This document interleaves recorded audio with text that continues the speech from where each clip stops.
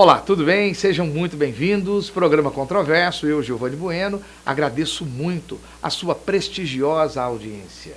Para nós podermos conversar um pouco sobre os vários assuntos que têm aquecido a política nesses últimos dias, convidamos o Procurador da República, Dr. Wilson Rocha Fernandes Assis, aqui do Ministério Público Federal do Estado de Goiás. Como vai, Dr. Wilson?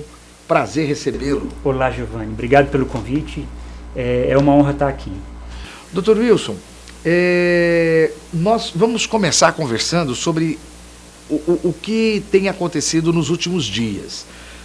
Hoje, que é o dia que nós gravamos esse programa, nós estamos ainda absorvendo a decisão do presidente do STF, Dias Toffoli, que suspendeu todos os processos aonde tem todos os inquéritos, todos os procedimentos, né, aonde tem transferência de dados do COAF para inquéritos do Ministério Público Federal. Originariamente, achava-se que isso abrangia tão somente o pedido da defesa de Flávio Bolsonaro, que era algo direcionado a isso. E a imprensa inicialmente atendeu a essa pauta.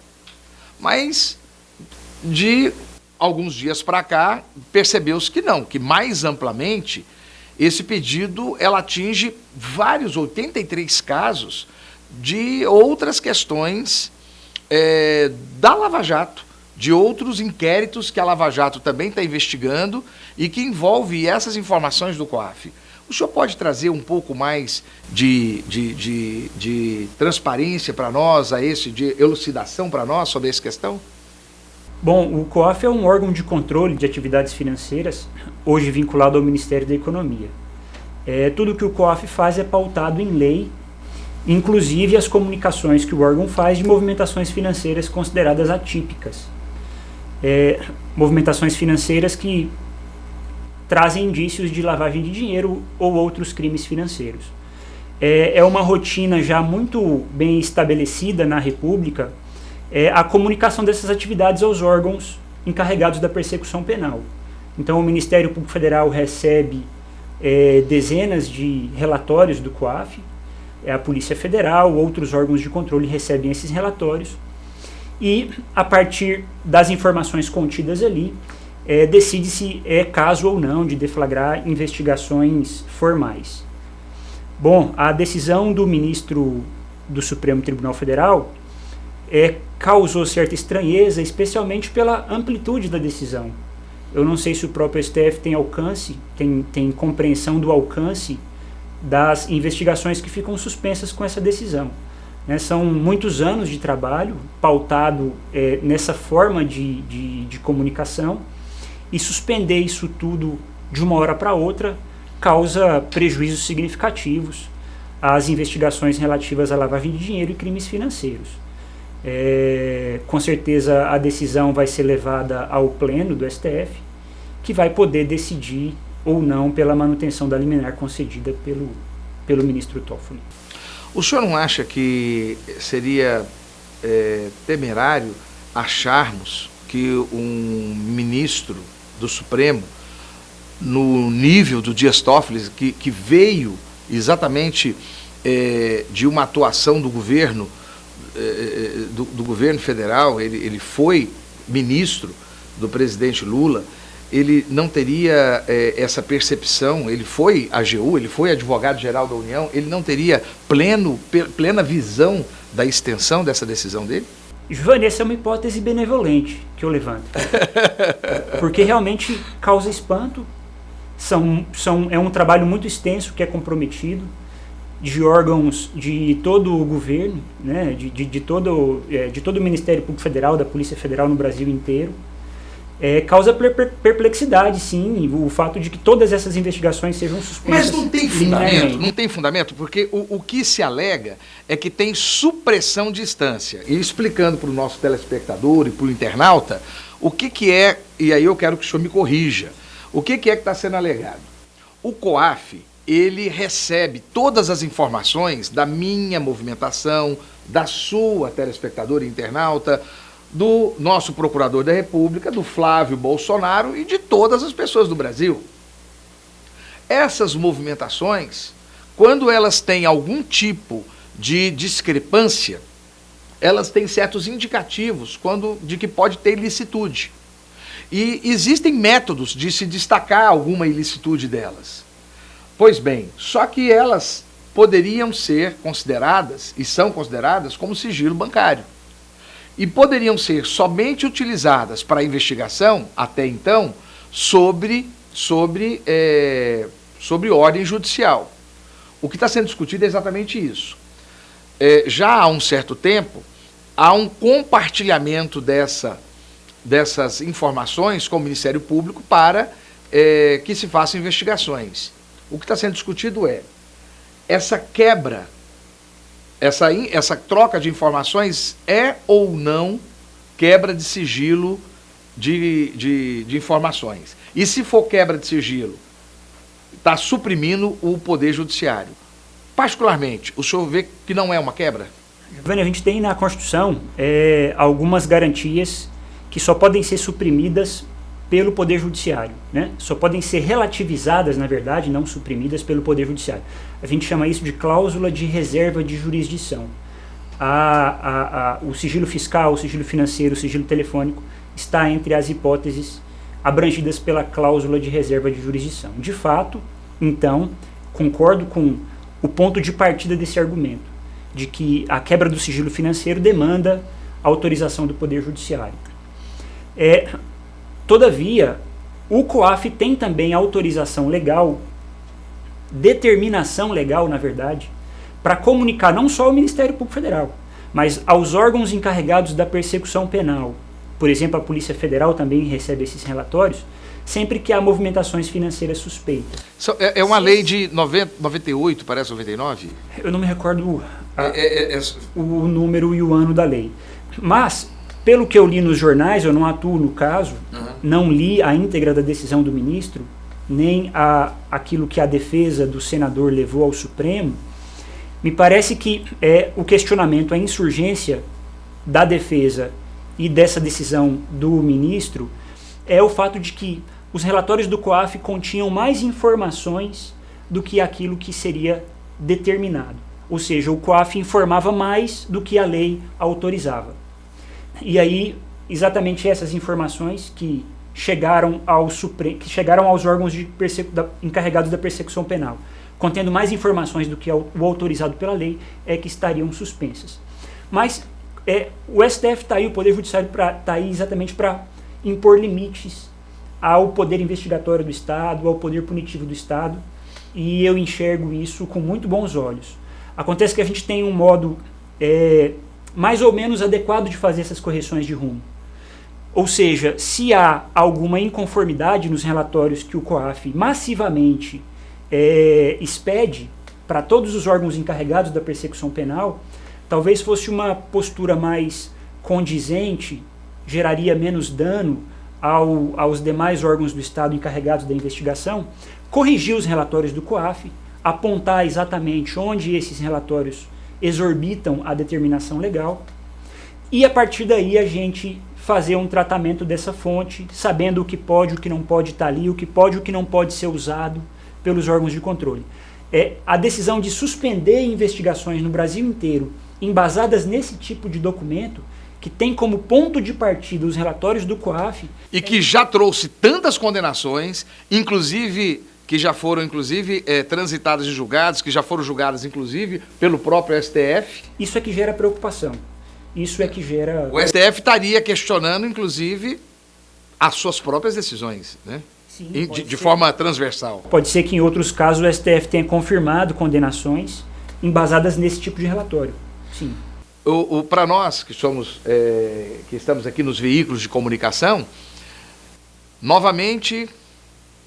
Dias Toffoli, novamente o STF, e isso que traz a insegurança jurídica que a sociedade brasileira precisa que seja acessada. Uma outra questão, procurador da República, Wilson Rocha, que nós gostaríamos de trazer, é sobre um questionamento em relação às questões que a Intercept trouxe sobre o relacionamento na condenação, no processo criminal de Luiz Inácio Lula da Silva, envolvendo as gravações de conversas entre o então juiz Sérgio Moro com os membros da Lava Jato do Ministério Público Federal. O senhor, como membro do Ministério Público Federal, o senhor vê que ali existe algum tipo de irregularidade naquela relação? E se há algum tipo de irregularidade, o senhor vê essa irregularidade mais por parte do Ministério Público Federal ou por parte do juiz? Ou o senhor não vê irregularidade nenhuma, acha aquilo normal? Giovanni, em relação às últimas reportagens divulgadas pelo Intercept e outros veículos de comunicação que estabeleceram com o The Intercept a parceria para divulgar esse material, a primeira coisa que a gente precisa ressaltar é que há indícios, né, há relatos dos próprios envolvidos de que houve uma invasão criminosa de celulares, uma invasão criminosa de conversas que se estabeleceram no âmbito privado. Eu não faço, então, qualquer consideração em relação à origem daquele material, mesmo porque não é conhecido, não sabemos se de fato houve. Quer dizer, o único crime que nós podemos saber que houve é a invasão de privacidade. Isso aí, sem dúvida. Esse é o crime absoluto que tem. E invasão de privacidade de autoridades da República, né? Sim. E com o objetivo de desestabilizar a República. Bom, então e eu quero dizer que o programa Controverso concorda com o senhor. Pois tá? Mas eu ainda não concluí meu raciocínio, Giovanni. Só em relação à origem da fonte, tudo o que surge na imprensa dá indícios de que houve crime na origem daquele material. Mas é uma garantia fundamental de qualquer regime democrático no mundo a liberdade de imprensa. Liberdade de imprensa que é sempre acompanhada do sigilo da fonte. Então, informações, ainda que obtidas de forma criminosa, podem ser divulgadas pelos veículos de imprensa, desde que ali haja conteúdo de interesse público. Me parece, portanto, que é esse o caso do material que vem sendo divulgado pelo Intercept e demais veículos parceiros do site. Eu não discuto, portanto, a origem do material, inclusive me solidarizo com os colegas que foram vítimas desse crime, mas reputo como absolutamente republicano e relevante a divulgação daquele conteúdo. São autoridades públicas que precisam responder da forma mais ampla possível e mais transparente possível por tudo aquilo que fazem. Eu me sento aqui como procurador da República, não como procurador dos procuradores da Lava Jato. Eu entendo aqui que há interesse público, há relevância pública no conteúdo que vem sendo divulgado. Estou entre os membros da instituição que se posicionam criticamente à postura, à relação exageradamente próxima, exageradamente estreita, muitos usam a palavra promíscua, né? Uma relação muito próxima entre juiz e acusação. Então, mesmo no ambiente da Procuradoria da República, há uma questão ética a ser discutida, uma vez se constatada que realmente teria acontecido, se tivesse acontecido. Eu acho que a instituição precisa dar esclarecimentos para a sociedade, sem dúvida. Sim. Independentemente da origem desse material, o conteúdo informado é de interesse público e demanda explicações do Ministério Público Federal e dos outros órgãos envolvidos. O que aflige a paridade de armas. A gente vive dentro de um sistema processual penal acusatório. Esse é o modelo de persecução penal estabelecido pela Constituição. O que caracteriza o modelo pessoal acusatório? A divisão rigorosa dos papéis dentro do processo. Nós temos um juiz, um acusador e uma defesa.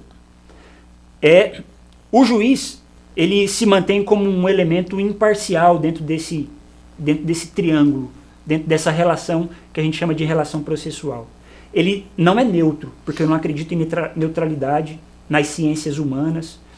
Somos todos sujeitos sociais, que temos ideologias, crenças, fé, e, portanto, não há neutralidade. Mas não pode haver interesse. Deve haver imparcialidade do juiz. E isso exige, então, que o juiz mantenha uma equidistância entre a acusação e a defesa.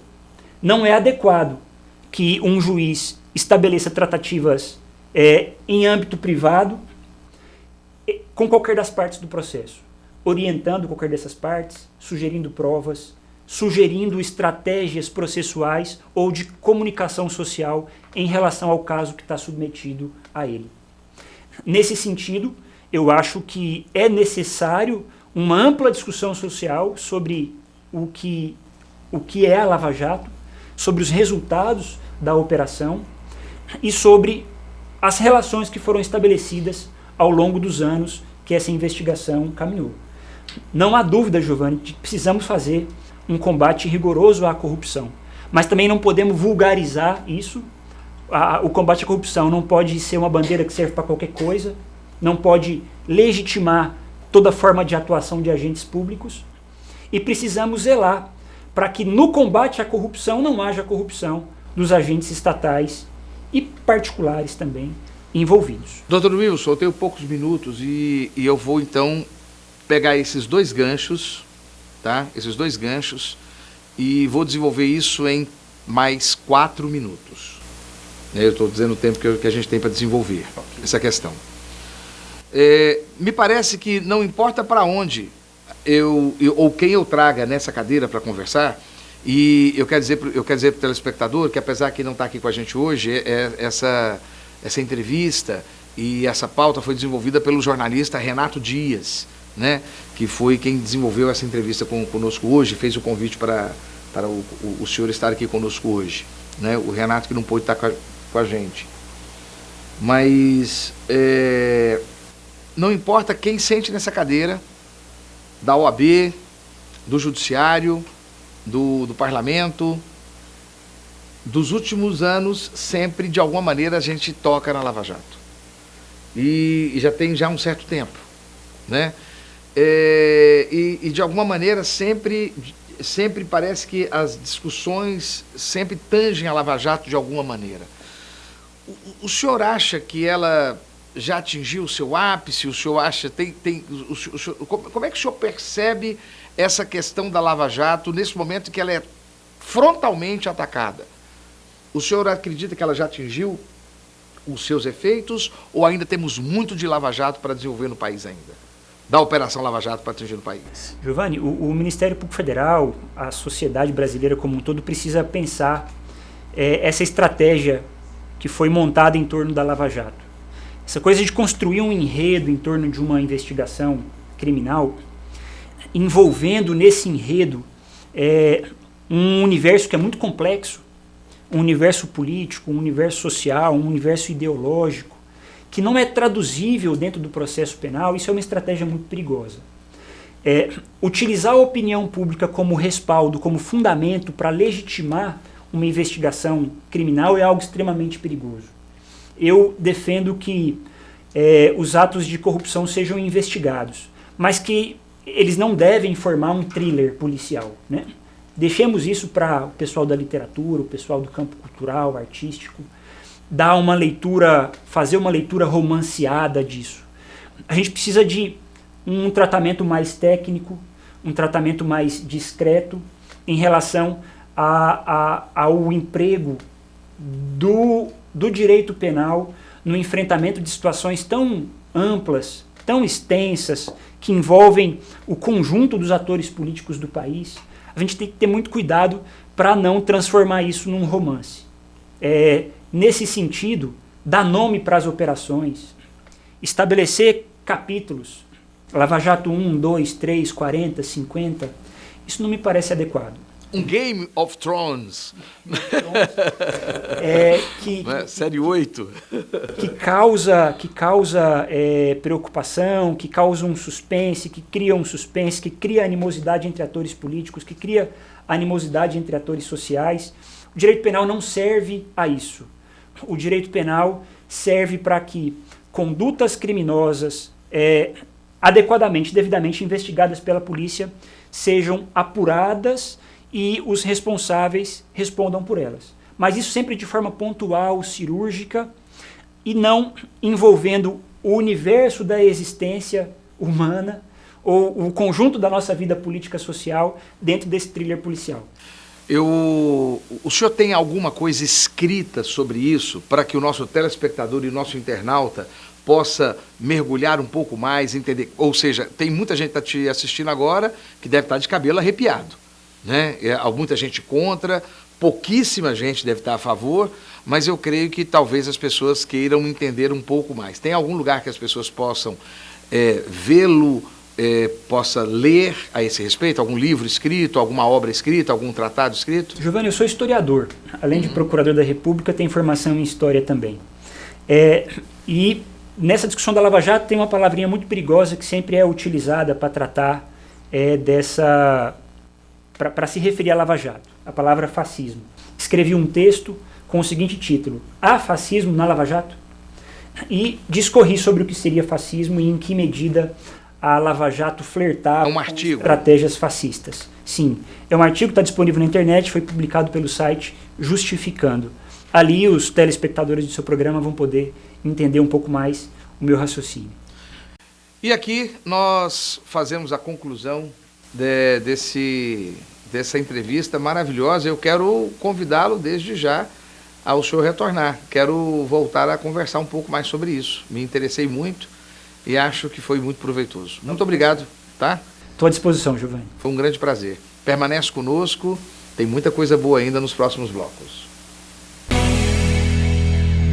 Em Goiânia, desde 2010, a Capital Mídias é hoje uma das maiores empresas de mídia exterior de Goiás. E por ser a mais completa do segmento, é a única que oferece 4 mídias: painel de LED, painéis iluminados, outdoor e painel rodoviário. Por 4 anos seguidos, a Capital Mídias ganhou o prêmio Os Mais Influentes da Comunicação de Goiás e se tornou referência quando o assunto é mídia exterior. Capital Mídias, a gente anuncia, você vende. Segundo bloco, o programa Controverso, e para conversarmos um pouco sobre política de vereança, principalmente a vereança aqui de Goiânia, eu convidei a doutora Cristina, nossa vereadora e uma grande amiga nossa. Como vai, Cristina? Tudo bem? Giovanni, é um prazer estar aqui com você, sempre com bons assuntos, com bom debate. E o Controverso leva para a população opiniões diversas e é importante para que as pessoas façam a reflexão e tomem a sua própria decisão. Cristina, como que está lá o exercício na Câmara de Vereadores? Bem, a Câmara é sempre muito quente, né? O ambiente é aquecido, é um ambiente em que há proximidade com a população, as pessoas têm muito mais acesso, né, aos gabinetes, à plenária, às redes sociais. Eu vejo a Câmara como sempre efervescendo, sempre ebolindo. As brigas são importantes. Faz parte da democracia, o processo democrático republicano, né? Exatamente. Ouvir a outra pessoa, se posicionar, isso é fundamental para o processo democrático. O que nós não podemos é não discutir. O que nós não podemos é deixar de ouvir a opinião das pessoas. Se fosse tudo pacificado... Você trouxe um projeto muito bom agora sobre o café goiano, né? A obrigatoriedade de... Eu não gosto do termo obrigatoriedade. Mas é um incentivo. Um incentivo para que a gente possa acessando esse café goiano. Como é que funciona? Bem, a culinária goiana, ela é riquíssima, né? Eu tenho paixão pela culinária goiana, eu renasci nesse chão, né? Mas eu não sou de nascimento goiano e eu me apaixonei imediatamente. Eu amo piqui, amo gariroba ou gueroba, como os que preferem. Amo empadão goiano, bolinho de arroz, isso faz parte do meu dia a dia. E o que eu percebi é que as pessoas viam a Goiânia e acabavam não tendo acesso a essa riquíssima culinária. As pessoas estavam hospedadas em grandes hotéis e comiam tapioca, que é fantástico, mas não é uma marca nossa. As pessoas acabavam não tendo acesso à nossa culinária. Então a gente propôs esse projeto, já é lei no município de Goiânia. Nós vamos lançar com a Associação de Hotéis, Bares e Restaurantes de Goiás esse projeto para incentivar os hotéis a adquirirem esses produtos. Então, o que seria, Giovanni? Uma mini pamonha, um curau menorzinho, porque é café da manhã, o bolinho de arroz, o empadão goiano num formato menor, no formato de empadinha, mas o empadão tradicional. Frutos da Terra. Para que as pessoas conhecessem. São várias empresas, olha, nós temos a Frutos da Terra, que é genuinamente goiano, nós temos o empadão goiano, que é tradicionalíssimo lá da cidade de Goiás, Nós temos o QG Pastéis, que é a Kiki e o Paulão, que também se inspiram lá no Seu João da pastelaria da rodoviária, que várias gerações conheceram esse pastel e até hoje, né, o Seu João não está aí, mas continua aí a marca do pastel. Badawi. Nós temos o sorvete, né? O nosso sorvete Frutos da Terra, ou Frutos do Cerrado. E os pão de queijo vão entrar também, não? Pão de queijo, mini pão de queijo, que já é comum, mas nós queremos trazer essa outra culinária, os doces, né, de cora, o pastelinho goiano, aquele cheiro daquele pastelinho quente é envolvente. Agora que eu estou entendendo, então tem um grupo de empresas que vão se habilitar para poder fazer essa construção. Fornecer. Para fazer o fornecimento, que vão ser parte do incentivo. Fornecer esses produtos para os hotéis e os hotéis oferecerem para os seus hóspedes. Os hotéis que tiverem esses itens, nós temos uma relação de 21 itens, a pessoa vai escolher aí no mínimo 5. Os hotéis que tiverem a oferta para os seus hóspedes, eles receberão um selo de hotel amigo da culinária goiana. Hotel entendi. Apaixonado pela culinária goiana, que é um patrimônio material fantástico, né? Que maravilha, excelente. Olha, eu acho que isso dando certo, e espero que dê certo, eu sou bairrista. Eu também. Eu acho que todo mundo, se tem uma coisa que para onde eu vou, as pessoas sabem que eu sou vilanovense. Uhum. As pessoas sabem mais que eu sou vilanovense do que eu sou goiano. Depois as pessoas sabem que eu sou goiano e aonde quer que eu vá, o pessoal sabe que eu sou brasileiro.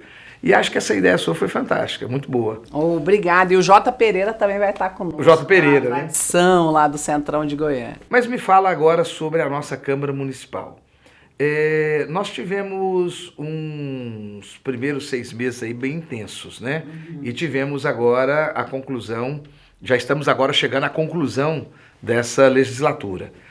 E recentemente veio aí a imprensa que o prefeito Íris teve 59 vetos dos projetos legislativos lá da nossa Câmara. Por que tantos vetos? Bem, primeiro é importante compreender que a democracia ela é baseada num tripé, né? O legislativo, o executivo e o judiciário. Nós que exercemos o poder legislativo, nós temos funções específicas, né? Legislar dentro do nosso âmbito de atuação, no caso o município de Goiânia, fiscalizar o exercício do prefeito e promover o debate com a sociedade, especialmente através de audiências públicas. Então, essa é a base da nossa função. Nós temos uma restrição de legislação no que diz respeito a gasto. Eu não posso propor nenhuma lei que gere custo para o município. Né? Hoje nós temos em várias casas de leis, e aqui também em Goiânia foi aprovado, as emendas impositivas. Então, você, Giovanni, é o prefeito, eu sou vereadora, você tem que acatar algumas das minhas emendas propostas. Então, eu posso, como propus, né, a revitalização do centro de saúde aqui do Parque Anhanguera, né, a instalação de um semáforo ali na Praça do Abacate. Então, eu apresento essas emendas. Mas hoje nós temos uma relação política que ela sobrepõe, ela é mais forte do que a relação da lei, né? Então, o prefeito, ele acata algumas emendas. Eu, por exemplo, como oposição, eu tive uma emenda acatada pelo prefeito Íris, que foi lá na região leste, próximo ao Parque do Buracão. Existia um problema gravíssimo, que era o rompimento de uma adutora da Saneago, nos fundos de um CIMEI, de um Centro Municipal de Educação Infantil. E isso estava gerando uma erosão que a cada dia aumentava e o risco era de engolir o CIMEI. Ela estava chegando no CIMEI, no Maria Teixeira. E aí o que aconteceu? Nós fizemos uma emenda e o que é importante também? Eu tenho que seguir a liturgia. Eu tenho que estar dentro das leis de diretrizes orçamentárias. Então, eu apresentei a emenda dentro das leis, na fase de apresentação do projeto, e conseguimos, com a Saneago, que fizesse a parte dela, porque também não era só do município a obrigação. Então, a Saneago executou o serviço e a prefeitura veio e finalizou acatando minha emenda, o que gerou muito o vereador tem que ralar um pouco, fazer um projeto factível. Tem que ralar muito e fazer um projeto factível. Você tem que seguir toda a liturgia. Lembrando que eu tenho sob a minha tutela uma constitucionalidade e legalidade. Se o meu projeto for constitucional, for legal, ele seguiu o rito. Então ele pode ser aprovado, pode se tornar lei. Mas se ele ultrapassa esse limite da legalidade e da constitucionalidade, cabe ao prefeito vetar. E o prefeito vetou vários projetos com um argumento jurídico correto. Mas há também, e aí vem o controverso, né? Há também a invasão do prefeito em relação ao legislativo. O prefeito, no ano de 2017 para 2018, no exercício fiscal do IPTU, nós reprovamos o aumento do IPTU da forma como o prefeito apresentou na casa, e ele entrou, apesar de ter sido derrotado, ele entrou com uma ação de inconstitucionalidade, que as pessoas vêm ouvindo muito também na TV, que é a famosa ADIM. O prefeito entrou no Tribunal de Justiça, ele ganhou, nós perdemos. A Câmara não fez a sustentação de maneira correta através da Procuradoria, era um período de recesso e nós acabamos sendo derrotados e a população toda perdeu. Então isso, na minha opinião, não foi uma atitude republicana do prefeito, porque ele desrespeitou uma discussão que ocorreu dentro da Câmara. Deveria ser política, né? Exatamente, ele levou, e ali tinha constitucionalidade e legalidade no que nós fizemos. Então isso acontece. Agora eu, como integrante da CCJ, Comissão de Constituição e Justiça, eu sempre falo aos meus colegas, nós sabemos, tem temas que não nos pertence legislar sobre eles, por exemplo, aumento de salário de servidor. Eu não posso definir aumento de salário de servidor. Eu não posso definir gratificação para servidor, porque isso não compete ao legislativo, como também não posso regular comércio. Isso é uma legislação federal. Por que é tão difícil para o vereador, e esse não é um problema de Goiânia, não, esse é um problema do Brasil. Do Brasil. Por que é tão difícil para o vereador verear, fazer o trabalho de fiscalização e se manter, inclusive, muitas vezes, fiscalizando de maneira aguerrida o poder executivo municipal? Ô Giovanni, aí cabe a cada vereador e vereador, mas é aquela famosa frase do Caetano, né? A grama do vizinho é mais verde do que a minha. Então a pessoa tem aquela função e acaba almejando a outra, né? Então, ele quer ser deputado. Para eu fazer o que vários vereadores propõem, eu teria que ser ou prefeita, ou governadora, ou deputada federal. Né? Nem estadual. Pois é, quando eu vejo campanha política, a gente acompanha muita campanha política, é uma ilusão. O que as pessoas propõem para a campanha de vereador e etc. são irrealizáveis. Você me faz recordar uma das minhas primeiras reuniões na minha campanha de estreia aí, como candidata. Eu fui numa fábrica de caldeiras, um paciente meu me convidou, fez uma reunião grande com todos os funcionários, colegas dele, e eu fiz a minha fala, passei o vídeo, ele falou: doutora, com esse discurso aí a senhora não ganha não, a senhora tem que prometer, promete esse MEI, promete posto de saúde. Falei, mas isso eu não vou poder fazer. Ninguém lembra. Aí eu falei, eu lembro, isso para mim é fundamental, eu lembro. Cristina, quando eu comecei a apoiar pessoas, porque a gente tem uma fala fácil, né? Eu discurso, eu falo para pessoas desde os meus 9 anos de idade. Isso é eu era de dom da palavra. Eu era de igreja católica, eu dou aula desde meus 12 anos. Eu fui líder de grupo de jovens com 14 para 15 anos. Então, eu toda a vida falei e as pessoas me ouviram. Então, quando eu vim para o meio político e eu ouvi isso a primeira vez, e se você conhecesse minha família, você ia entender isso lá. Meu pai, José Bueno, falou: não, você pode falar que o povo acredita. Eu falei, eu sei. O pior é isso, eu sei, mas eu vou saber, né? Então, esse negócio de falar e prometer uma coisa que eu sei que é mentira, não. Isso é um trem absurdo. Você, é aquela máxima, né? Você mas aí vem, fica com a sua consciência, né? Mas agora vem, então, a sua sentença. Nos próximos 4 minutos que eu tenho para encerrar o programa, vem, então, aonde eu quero chegar com a minha pergunta. Você acha, então, que esse sistema que nós temos para que o vereador chegue a ser vereador, ele precisa ser modificado? Olha, a forma de concorrer, ele precisa prometer porque a competição é muito dura? É a competição mais difícil que existe? Eu já disputei a eleição de deputada, né? Fui até muito bem votada, quase 28 mil votos. A gente não elegeu por causa da legenda, então há pontos na nossa legislação e forma de campanha que as pessoas não conseguem compreender. Eu estava no supermercado, uma senhora falou para mim, me explica aí, como é que uma faz 28 mil e não ganha e outro com 11 ganha? Então as pessoas fazem essas perguntas, como também fazem essas perguntas em relação ao formato da eleição. Né? Vem aí a discussão... Mas eu quero analisar, desculpa te cortar por causa do meu tempo, eu tenho só mais 3 minutos. É em relação à questão da campanha para vereador. É uma campanha muito sanguinária, né? Você está percorrendo, batendo numa porta aqui e tem um colega seu, um concorrente seu na outra porta, né?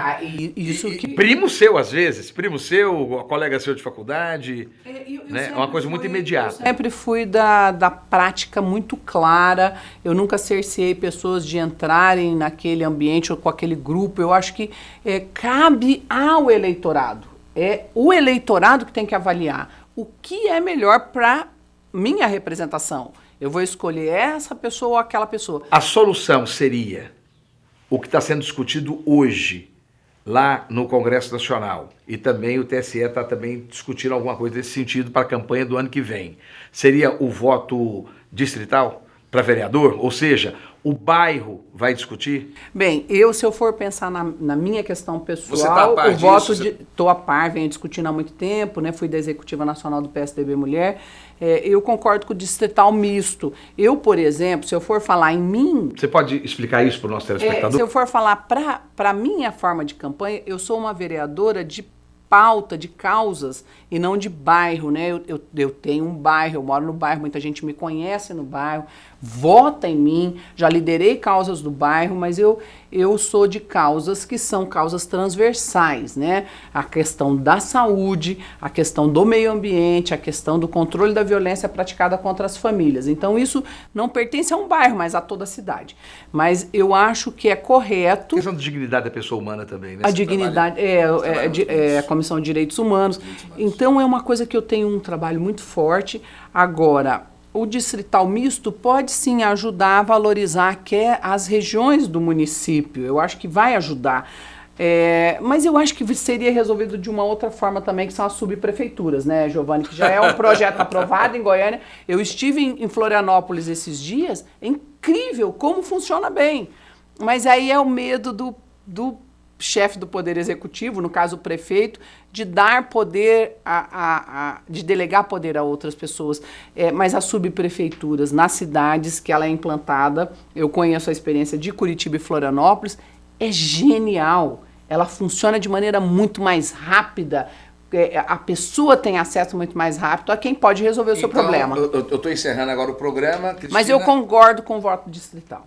Você concorda, então? Concordo. Eu acho que Mas você seria prejudicada? Sim, eu seria... Mas eu não posso legislar em causa... Não, eu sei. Né? Você acha bacana porque resolve essa questão de não prometer absurdo. Exatamente. Porque você vai estar... A pessoa vai votar, olha, essa menina aqui é bacana. Exatamente. Eu conheço e eu sei quem é minha vereadora. Exatamente. Sei onde ela mora.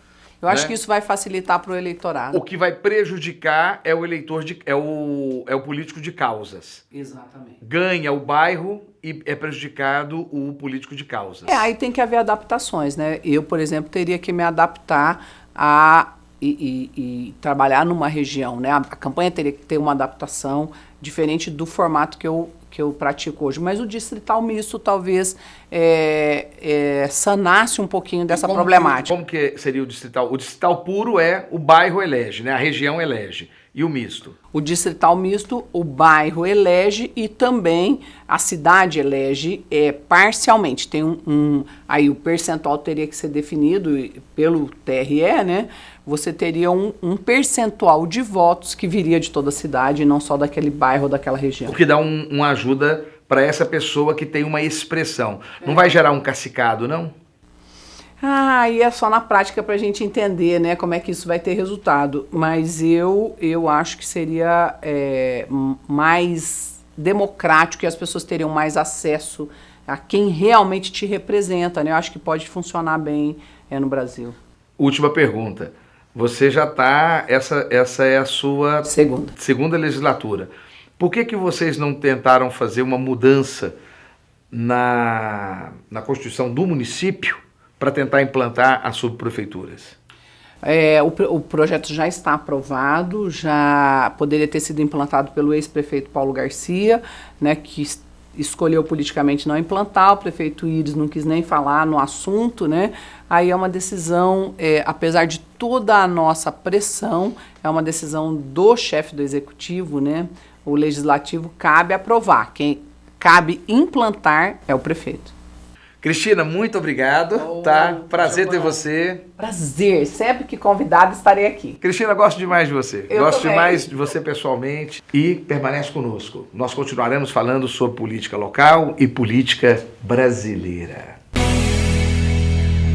Em Goiânia, desde 2010, a Capital Mídias é hoje uma das maiores empresas de mídia exterior de Goiás. E por ser a mais completa do segmento, é a única que oferece 4 mídias: painel de LED, painéis iluminados, outdoor e painel rodoviário. Por 4 anos seguidos, a Capital Mídias ganhou o prêmio Os Mais Influentes da Comunicação de Goiás e se tornou referência quando o assunto é mídia exterior. Capital Mídias, a gente anuncia, você vende. Nosso terceiro bloco, e ufa, hoje o programa foi intenso. Voto distrital, Lava Jato com alguns excessos, COAF, problemas entre o Ministério Público Federal. Meu Deus, quem pode dar um norte para a gente nessa política toda do país e do nosso estado? Bom, o governador Ronaldo Caiado achou aqui em Goiás uma pessoa, não foi buscar fora não, o presidente nacional do PHS, assessor especial do governador, Eduardo Machado. Eduardo Machado. Prazer enorme, Giovanni. Prazer ter você aqui. Eu fico com medo de dizer há quantos anos nós somos amigos e revelar os seus 48 anos. Opa! Revelados, né? Mas tem mais de 30, com certeza. Bem mais de 30 anos. Prazer ter você aqui no Controverso. Prazer é meu, enorme. Queria ter você aqui há mais tempo, as agendas não têm permitido, né? É verdade, a agenda é bem complicada. Vamos conversar sobre voto distrital? Vamos. Qual é a sua percepção? A doutora Cristina acabou de sair aqui do programa falando que o voto distrital seria interessante. Qual que é a sua opinião? Eu sou 100% favorável ao voto distrital. Mesmo para vereador? Para todos os cargos. Mas eu acredito que o ideal é que se aprove o voto distrital puro e não o misto. Para evitar o cacicado.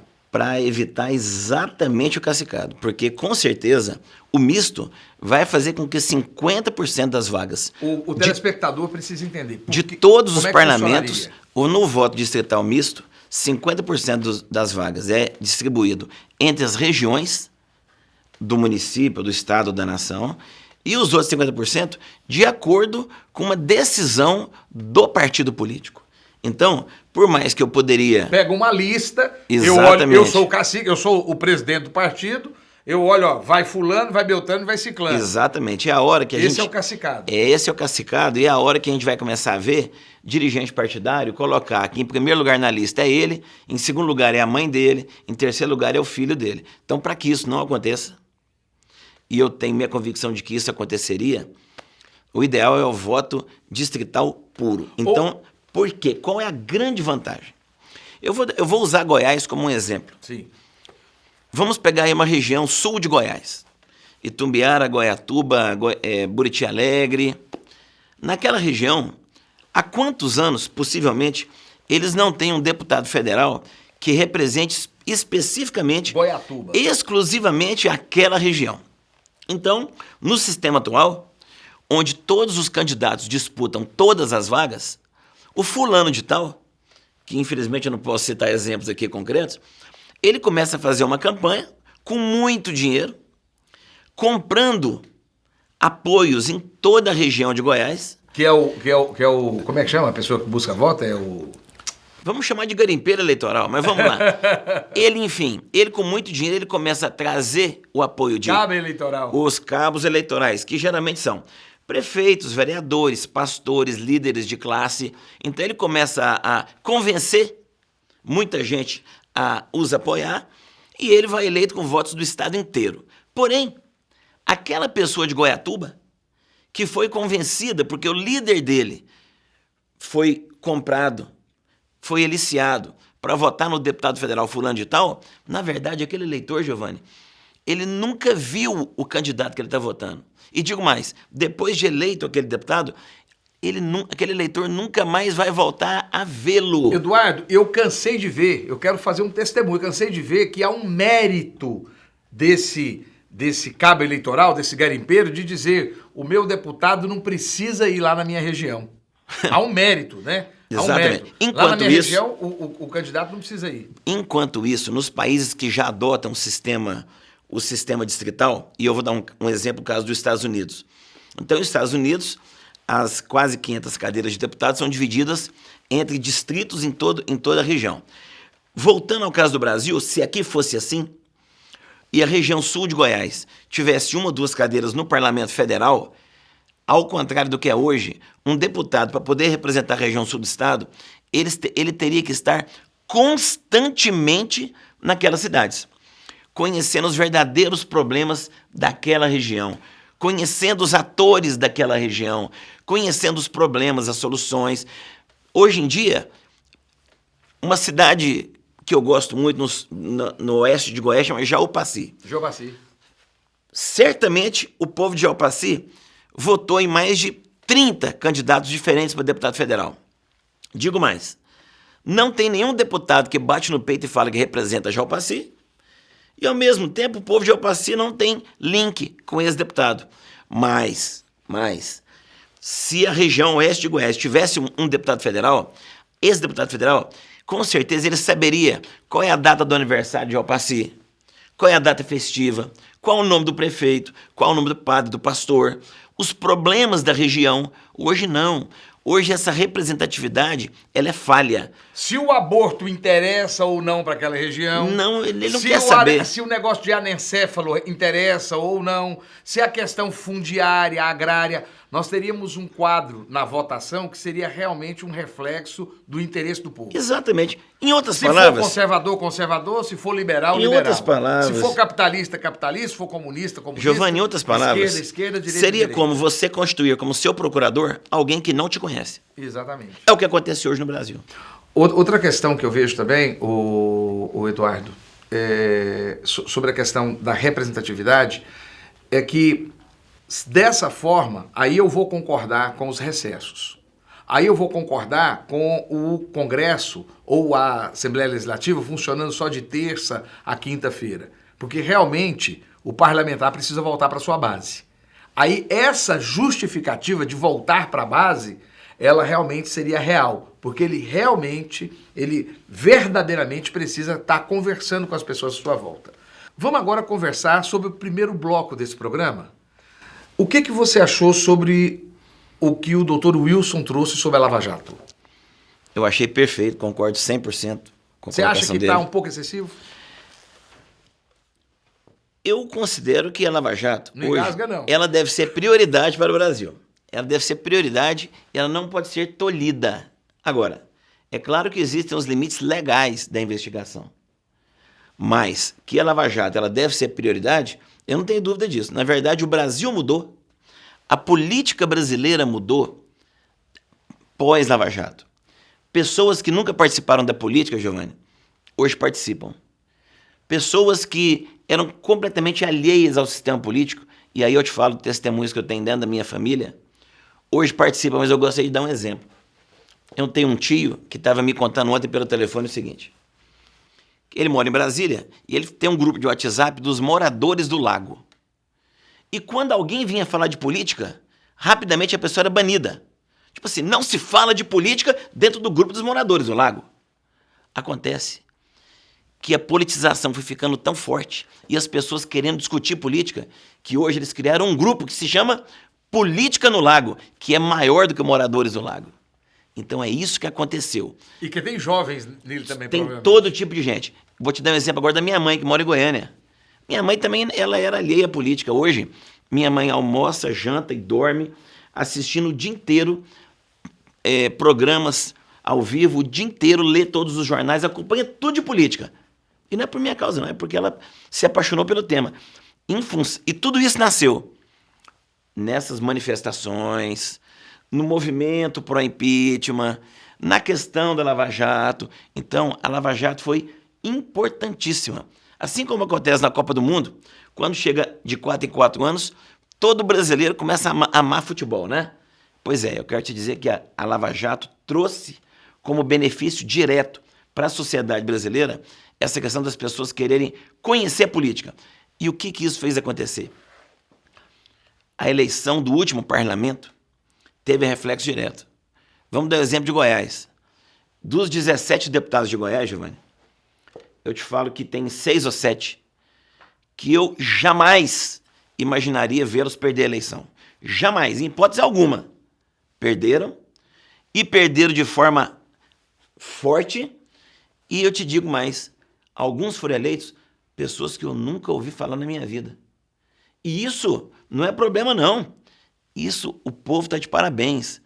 O povo colocou a renovação no parlamento e colocou pessoas que não têm compromisso com as estruturas políticas, pessoas que têm compromisso com a convicção ideológica que as elegeu.